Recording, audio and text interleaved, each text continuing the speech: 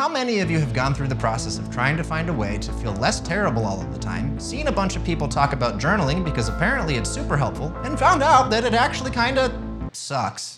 And how many of you spent like $30 on a really nice notebook and pen set because you wanted to make yourself like it, and the fact that it didn't do anything, paired with how much money you spent on it and disappointment you had that it didn't help you at all, made you convinced that it just didn't work for you, so you never tried it again? So now that really expensive moleskin you bought has been sitting on a pile of stuff in a corner for a decade, just gathering dust, and sometimes you think you can hear it crying? Why doesn't anybody love me? So today, I'm gonna show you the 4 life-changing journaling techniques that I use when I journal so that you can pick up that dusty old relic and finally see some improvements in your life. So go apologize to that old thing and gently caress its spine before cracking it open and following along with me for the next 31 minutes.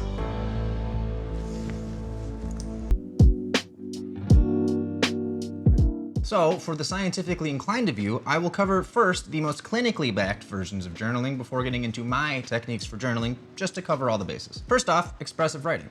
Expressive writing is where you write about your life and your circumstances and your situations and your feelings and all the other stuff. It's kind of what you might think of when you hear the term brain dump. This is generally what most people assume journaling to be, but the problem is it takes quite some time for it to be effective, and most people try once and give up. So it takes some time. And second, gratitude journaling. Gratitude journaling is an expressive writing technique in which you write about things that you're grateful for, obviously. This has been shown to be the most effective version of journaling for like all-cause mental health stuff, especially post-traumatic disorder and like post-traumatic events. The thing with gratitude journaling is you gotta do it right. There's a lot of common advice out there just to write 3 things you're grateful for in your journal the first thing you do. But if you're anything like me, don't do shit. The actual way you're meant to gratitude journal is to take time to write in like medium or long form about things you're grateful for and actually feel them and like go into detail about them. There's a lot of ways to do this. You could look at what you're struggling right now and try to find the silver lining and go into why that's so impactful. In this case, you dive into it and you really allow yourself to feel that gratitude in that silver lining and like really try to appreciate it. Don't just say, well, my house exploded, but at least I have skin. And leave it at that. Find all of the things to be grateful for in that moment. Like, my house exploded, but I do have friends that have been incredibly kind to me. John has offered my family to stay with him for a while, and it really means a lot that he'd go out of his way to do that for us. Jane set up a GoFundMe for us to help us recover some of what we lost, and there's been an amazing amount of support for it. Jimmy even gave us all a bunch of his clothes for the time being until we can get our own again. The sacrifice of allowing us to live some amount of normalcy at the expense of his own is so kind. Dig into it. Why is it wonderful of them? How does it impact you? Another way to gratitude journal is similar, but without the necessity of tragedy or stress. Sometimes things aren't going wrong for you, but that doesn't mean you shouldn't gratitude journal. He says as someone who doesn't gratitude journal. If you take the time every single day to write the things that you are grateful for, even if you're in a good mood or having a good time lately, you're priming yourself for the future when you're facing that stress or you're facing that hardship, and it gives you the ability to like easier draw up that gratitude and feel a little bit more optimistic about things in the moments of the hard stuff. I forgot what I wrote here, and I'm not looking at it, so. I talk about this proactive form of preventative journaling in my video about why everything happens for a reason is a dog shit phrase. Please go watch it. I'm very proud of it, and it performed terribly. And also, subscribe while you're at it. Thank you. Another study in 2025, just a few months ago in May, looked at a bunch of other types of journaling methods and like ranked them for what is the most effective to the least effective. And it found that a form of journaling called best possible self journaling is incredibly effective as well. We will call it BPS journaling for going on from here now. BPS journaling is a method where you write in detail and at length for 15 minutes every single day the future of your life as if everything had gone right and everything went the way you wanted it to. You approach it from all angles: career, social life, love life, hobbies. I don't know what else there is to life. What would your ideal future self look like? You don't write about challenges, you don't write about ifs, ands, or buts. Simply write as if everything works out as you want it to. This technique essentially rewires your thought patterns into being more hopeful and more optimistic, and allows you to unconsciously see things a little more positively over time as you do it. Okay, so there's a few science-backed journaling techniques, but that's not really why you're here, is it? You want me to give you the techniques that I use that aren't like other techniques. Well, you're in luck, because despite me saying that, like I wasn't gonna give you any because it's as simple as the science says, or whatever other bullshit gotcha the other guys would give you, I actually do have some things that I mostly have come up with on my own that I think will help you more than these if you've tried these already. Maybe not more, but they'll help. These methods have legitimately changed my life over the last 6 months, from being a cynical monster person to being a positive, very happy person for the first time ever. Like, I'm not kidding when I tell you, we'll get into it. Some of these techniques are things that I came up with on my own, and again, some of these are science-backed. It's important for you to understand that everything I am going to teach you requires consistency and repetition, and it's not a quick fix. You gotta do it for a while. The other thing for you to understand is that you don't have to do all of these together. I'm going to present them in a way where they work really well together in synergy, but if one of them doesn't resonate to you, that doesn't invalidate the others, and you can still try the other things. So, that said, let's learn some stuff. Okay, so yeah, we're starting off science-based again. Sorry, maybe. This is how I start off every single journal, every single day, without fail, no matter what. It's simple, and I found that if I do it after the meaty part, it can get a little tainted, so I prefer to do it first because my mind is fresh from the day. The 3 good things technique was created by Martin Seligman, someone who will come up again a little bit later, and was clinically trialed to really good results over a few years. I will caveat and say that in one replication study with healthcare workers, this practice showed limited effectiveness, but as I'm going to explain very briefly, it was likely because of the way they did the study, and there were no follow-up studies to try other methodologies. So in this study, the healthcare workers were monitored for 3 months, in which 3 weeks of they did the 3 good things journaling process, and then they were monitored for 9 weeks after the last day as well. Within the first month of the study, the healthcare workers saw a significant improvement in signs of depression and anxiety and stress and all of that good stuff. This is because in the first month, they were doing the 3 good things practice every single day for those first 3 weeks. By the 3rd month, 9 weeks after the last day that they did the 3 good things journaling technique, their scores of depression and stress and anxiety went back up. They went to below where they started, but back up no less. What this essentially suggests is that you have to just keep doing the technique or it'll lose its effectiveness after a little while. So keep doing it. Austin, what is the method? Please stop yelling at me, I'm sensitive. It's really quite simple. Just write 3 things that happened to you that day that were good, or that you did that were good. That's it. It could be simple. It can be small things like you got a cookie at lunch. It can be big things like you won a grant. It doesn't matter. Just write 3 good things. I mean, like, try to feel good about them as you write them and allow yourself to celebrate internally that they were good things that happened, but that's all you do.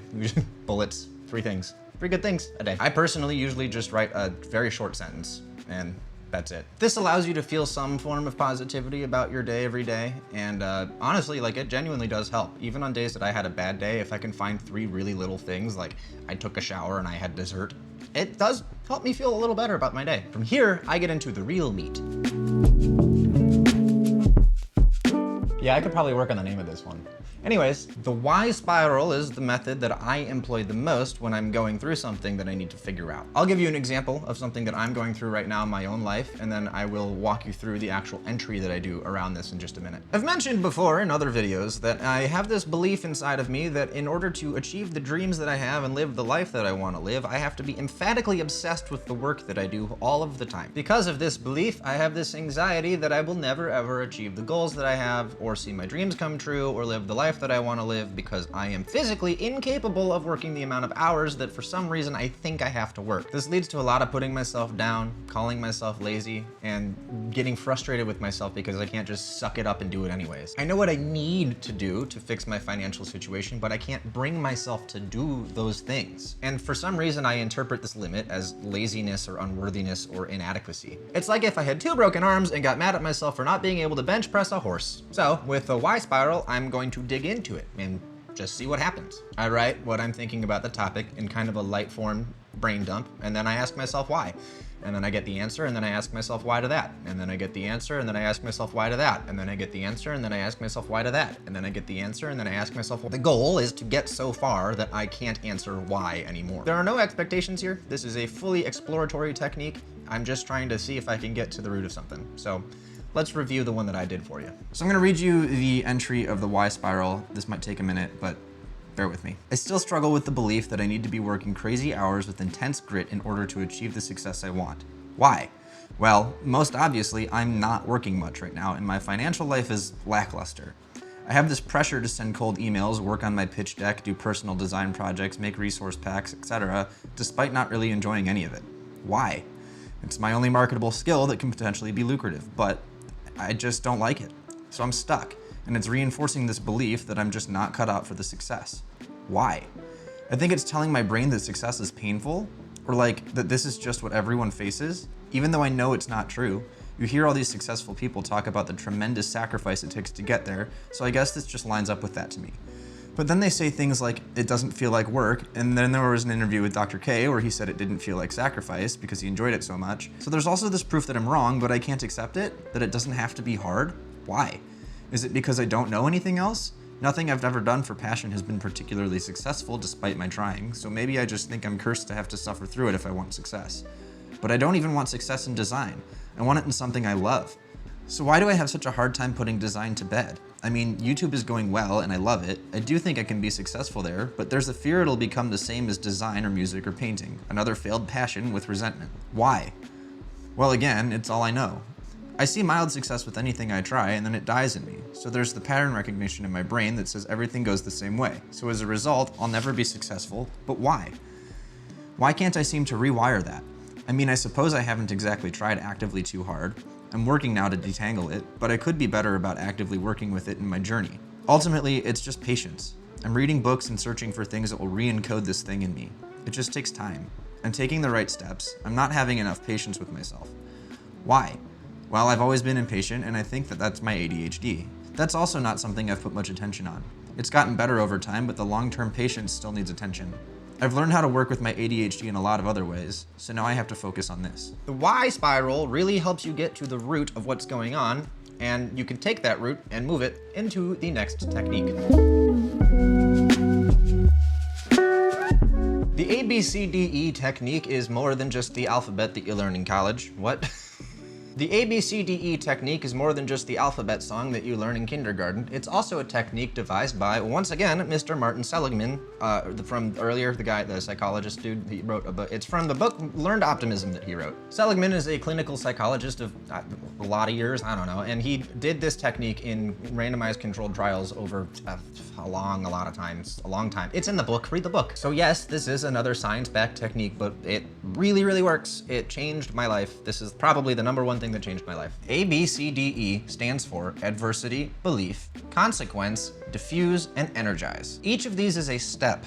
Again, in my video about everything happens for a reason being a dog shit phrase, I went through the first couple of these in my own way a little bit, but this time we're gonna go through it the way it's supposed to be done. So here's how we do it. You pick the adversity of the day. It doesn't matter what it is. It can be big, it can be small. Maybe your dog died, maybe your car got hit by a shopping cart. It really does not matter. Then you're gonna write the belief that comes from that thing. There will never be a dog like him again. I'll be sad forever. Or people are so fucking irresponsible, I can't stand the public. Now you write the consequence of that belief. I'm depressed and miserable. I can't think about anything. I'm neglecting all these areas of my life because I'm so sad about my dog. Or in the shopping cart example, I was so angry I spent the rest of my day thinking about my general misanthropy for the human race, and I was mad and I was clumsy all day because I was so high in energy and furious and pissed off, and I dropped my lunch and my day was ruined and I went to bed angry. Then we diffuse, and diffusion is where the real magic happens. Dr. Seligman has a few different diffusion techniques that he likes to use. You can do it however you want, but I found these guidelines to be helpful. For one, find and write evidence to contradict or find inaccuracies in the belief. An example, that's not completely true because. 2, generate a more optimistic perspective. An example, a more accurate way of seeing this is. And 3, put your belief into perspective. An example, the most likely outcome is, and I can to handle it. Seligman points out that it's really important to not write from a perspective of denial. You're not trying to convince yourself that you don't feel that way or that the thing never happened. You're not trying to gaslight yourself. You're going to acknowledge the things that happened and that maybe they are actually very bad, but you're trying to make them feel less bad. This is about processing and reframing, not about denying and ignoring. Don't do that, it's bad, you'll die. Maybe, probably not, but don't do it. And finally, E, energize. This is really just taking a look back at the practice you just did and reflecting on it and seeing how you feel after doing it. This allows you to reinforce the new belief or the new perspective without falling back into the old one. It takes time, but that's generally the goal. So let's pick up where I left off after the why spiral. My adversity in this situation is I struggle frequently with my financial and material state and feel like I'll never reach my goals. The belief that comes from it is I'm just not cut out for the success I want. I'll be stuck struggling forever. So the consequence I face from this belief pretty frequently is I live in this perpetual stress and frustration, and I beat myself up over being lazy, which just makes me more frustrated and hopeless. So then I move on to diffuse the belief. I already know my belief isn't true. I found plenty of evidence that you can be successful with something you enjoy. If anything, true enjoyment is nearly essential for sustainable success. I love working on videos and I've seen rapid growth on my channel already. People obviously like my content, so I just have to have patience and keep going. When I work on them, the time flies and it's all I want to do. A more accurate way of seeing this is that I just hadn't found the right thing for me yet. There's plenty of reasons why those things didn't hold me. I hate cold outreach for design, I hate meticulous grunt work, painting had too slow of feedback, and reaching out to galleries scared me. There's plenty more, but YouTube is thrilling. It tickles all the right things for me. The most likely outcome is that it takes a couple years for YouTube to work, but if I keep at it and play my cards right, it will work. Now I'm armed with an understanding of myself, so I can make sure I structure this thing to keep me engaged long term. I can also devise a plan to begin improving my long-term patience. So now when I'm energizing, I just reflect on what I wrote here and I say, I think I kind of knew all this subconsciously, but coming to the roots of conditioning and patience helps me see much more clearly how I can combat this and overcome it. So you can see I used all three of those different diffusions just in one, fairly short entry. Now I have a new belief of this situation and I can use it to my advantage moving forward. I'm under no illusion that this is a permanent one-time fix. This is, again, a thing that takes conscious effort and practice and consistency to really make a sustained impact. It's best to do this every day, no matter how silly it feels and if the adversity is super teensy. Again, it doesn't matter how big or small it is. The point is to give yourself a framework to follow and to rewire your thought patterns into being more optimistic over time. In fact, doing it with little things every day for as long as you can makes it so that when the big bad things actually do happen, you are considerably more armed, like I mentioned before, for them, and A, this technique gets a lot easier to do, and B, you might just default into thinking about it more positively without even having to do that technique. That's kind of the goal. That's where I am now. This technique, no joke, turned me from the most cynical piss and vinegar monster you can possibly imagine into a optimist that's largely unbothered by most things in a matter of a couple weeks. No joke. If you don't believe me, there is an evaluation in the book Learned Optimism that tells you how pessimistic you are and what type of pessimism you have, and I maxed that bitch out. Here's proof. Now we can take the root issue from our Y spiral and the new perspective and belief from the ABCDE method and move on to the next thing. Okay, now this is the fun part. You don't have to do the Y spiral or the ABCDE method to do this. Sometimes it's pretty clear and obvious in your head. I gave you those first because they help you kind of fit everything together. You'll see. Sometimes you know your problem and you just need a solution, and that's fine. The mental engineer is a practice where you come up with a solution and you try to figure out tangible steps that you can take to solve your problem. There's not really any serious tricks or tips for this. It's just solve the problem. Just take time and think. Do your best to put aside any ego or any anxieties and just think pragmatically about things that you think would actually work. Consider your true self, and by that what I mean is consider things that do and don't work for you. If a technique or a thing that you've seen in media doesn't work for you, don't do it because it's supposed to work for you. That's the point of the whole video I'm doing right now. I feel like we're constantly inundated with advice on how to do things that we're kind of convinced that we have only one way to actually do them. But the truth of the matter is we're all very different people and our brains all operate differently. And some of us have ADHD and autism or both and bipolar or whatever else. And not everything works for everyone. So take into consideration the things that work for you when coming up with these solutions. But also, if you haven't tried something, maybe try it. What can I do here with what I've learned from these two previous entries? I can work on accepting more deeply that design is dead for me, and I'm transitioning to something I actually love. So that's not pragmatic, so I wrote here, I can do this by taking time every day to meditate on this and process it. So I can just sit and really allow myself to feel this. The next one, I can implement habits to further build my patience. This is where it gets a little more pragmatic. Refeed days of my diet every 2 weeks may help with telling my brain that longer waits are worth it. So if I give myself a day to kind of eat whatever I want, maybe it'll tell my brain that, okay, you're waiting a little while, but you get this reward at the end of this time. I can set some medium-term, low-impact goals to help enforce it too. I could do 75 hard.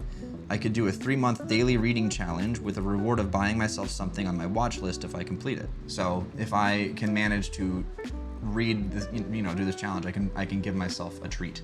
And then the last one would be book a trip for 6+ months out that I have to save up to enjoy. This would kind of make it so that if I book something that I couldn't afford, I have to actively save up so that I can actually enjoy the trip that I book. And that would maybe teach my brain that if I am patient enough and I actively put money towards something or I put effort towards something, there is a payoff at the end. The next thing that I could do is I can continue researching successful people that align with me. I can even make a video all about the myths and misconceptions of success. So this might just, note to self style video help me understand a little better, which this is something I'm already doing. I'm reading a bunch of books right now to kind of reinforce this. And the last thing, I can interview people and get more nuanced answers about the path to success.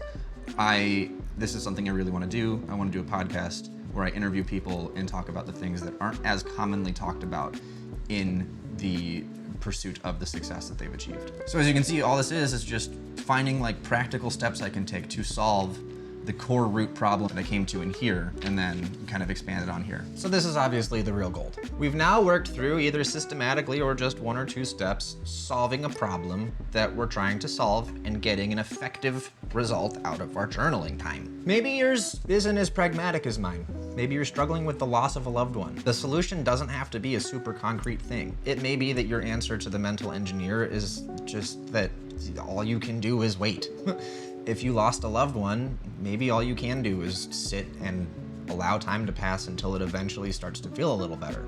Maybe you know that you need to see some friends. That's an answer, but sometimes it's just a matter of time and feeling. Try not to be too hard on yourself here. Again, it doesn't have to be a pragmatic step-by-step solution. It just has to be giving you clarity what you think will actually help you. An engineer works to find the solutions to problems as simply and effectively as possible, and sometimes that solution is just to let things be as they are, and that's okay. You may find that you're already doing everything that you need to be, and all you need to do is have a little more patience. This is all about what works for you.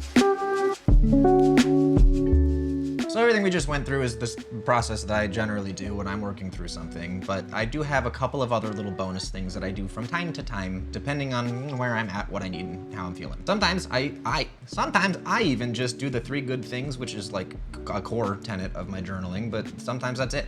Or I do the 3 good things in a brain dump and I don't really try to get an answer out of anything, I just reflect. It doesn't really matter, but again, that works for me. And if it doesn't work for you, hopefully this was helpful. And if it wasn't, here's a couple more that might be. Day ratings. I usually do this one after the 3 good things process, but before any other like real meat, because I find that doing the rest of it, again, like I said, with the 3 good things, kind of taints the result of the day rating. So I like to rate my day on a scale of 1 to 10 and just over time, sometimes I'll go back and reflect and see like, oh, there was 4 out of 10s in a row, and then I'll read the brain dump or the whatever I wrote and see what was going on there that caused that. Maybe there's patterns. If I didn't know what was going on, maybe now I have clarity. It's just kind of a review process. Progress logging. Similar to day ratings, sometimes I'll pick a thing that I want to keep track of. So for instance, with my chronic fatigue syndrome, I, for a little while, thought that maybe stress was having some sort of an impact on my fatigue, which it was, but I